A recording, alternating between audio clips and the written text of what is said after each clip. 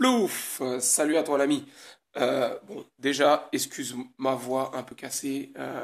J'ai pris froid, j'ai chopé la crève et ça pardonne pas. Mais cela dit, ça m'empêche pas de te partager ma petite expérience concernant le décor rocheux. Voilà, là, l'occasion m'a été donnée de réaliser un petit décor rocheux pour un ami qui a un Red 630. Donc on connaît un peu les volumes assez atypiques de cet aquarium, son manque de profondeur notamment. Et il est donc intéressant de le faire monter et le décor de le faire monter et de le garder un maximum aéré pour éviter tout plein de soucis par la suite. De là, je me suis dit, boum, allez hop, décor en tige carbone. Et donc, je t'offre ce petit tuto rapide pour réaliser chez toi assez simplement, assez rapidement, un décor en tige carbone. Voilà, allez, donc il te faut en priorité une perceuse. Je sais pas si on la voit. Perceuse, je vais la prendre. Voilà. Bon, j'ai de la chance, j'en ai une bonne. Perceuse sans fil avec une longue tige. Voilà, comme ça permet de faire des trous assez profonds. Voilà. Donc, petit truc, la perceuse, vous la mettez en mode contre-jour. Voilà, surtout pas en mode marteau-piqueur, hein, parce que vous risquez de faire des dégâts. En mode visseuse, d'ailleurs, d'accord. Oh, ça me fait penser à un truc, c'est que tout à l'heure, j'ai voulu tailler une pierre, une aquaroche, hein, avec un burin. Attention, c'est très très friable, ne faites pas ça. Je l'ai cassé en 2-3 morceaux. Donc, aquaroche, burin, on oublie. Pierre vivante, c'est peut-être plus résistant pour ça. Si vous devez tailler une pierre, évitez l'aquaroche. S'il faut buriner quelque chose, de la pierre vivante. Et encore, c'est pas dit que vous ayez des mauvaises surprises. Donc voilà, on perce avec une bonne perceuse, avec une longue mèche en mode visseuse. Voilà. Allez, ensuite. Tige carbone. Alors, je vais défaire le décor. Bon, voilà. En gros, rapidement, hein, on est à contre-jour. C'est pas top. C'est low cost. C'est. Voilà. En gros, ça vous permet de réaliser ça, les amis. Vous voyez? Décor en tige carbone qui prend de la hauteur. On peut superposer, vous voyez? Ça, c'est même pas des piliers aquaroche. C'est de la roche vivante. La roche vivante. Il y a uniquement au-dessus, là, il y a un petit bout d'aquaroche, le petit bout que j'ai cassé tout à l'heure. Et là, voilà.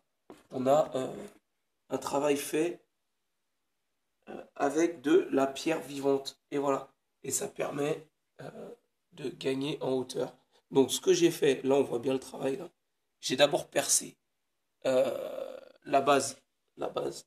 Ce qui me servira de base pour le 130 de mon ami, là, mon pote. Euh, j'ai percé à ce niveau-là.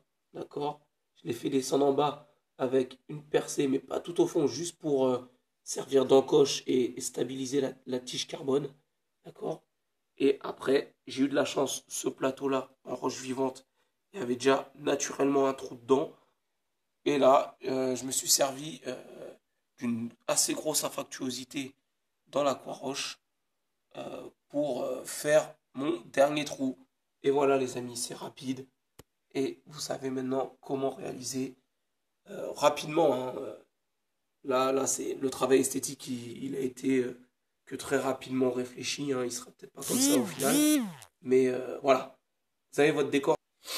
Sur ce, je vous laisse parce que la voix, elle part. Et à bientôt les amis. Allez, petite vidéo rapide pour vous montrer l'évolution du petit décor réalisé avec la tige carbone.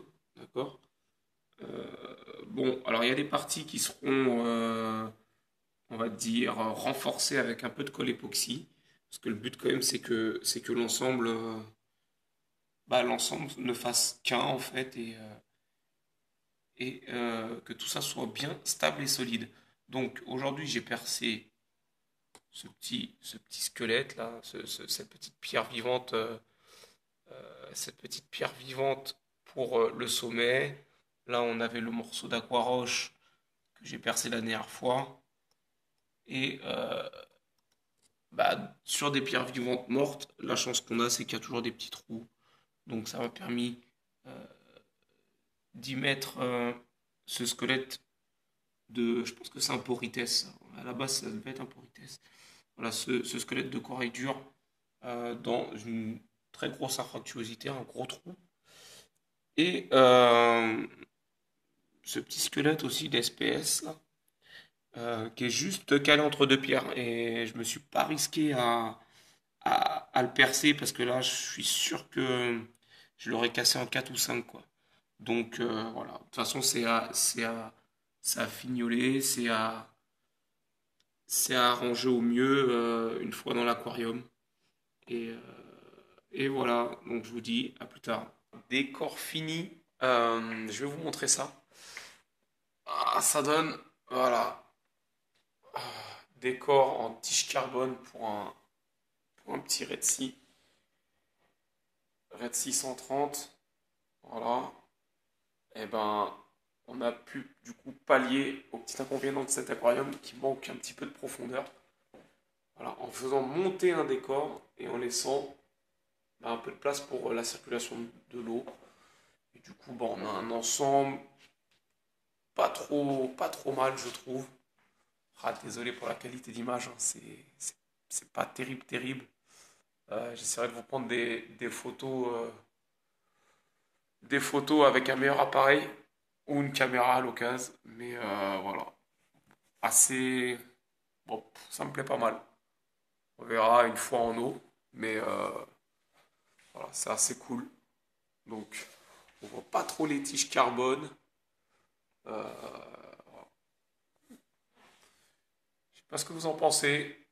Bah, dites-moi dans les coms si ça vous plaît ou pas. Pour un petit Red 630. Voilà. Décor en tige carbone. Ça permet d'avoir un petit pilier. Bon, c'est sûr, hein, on aurait pu partir sur de l'aquaroche. Pilier aquaroche, mais bon, là, l'objectif c'était aussi de la récup, de pierres mortes.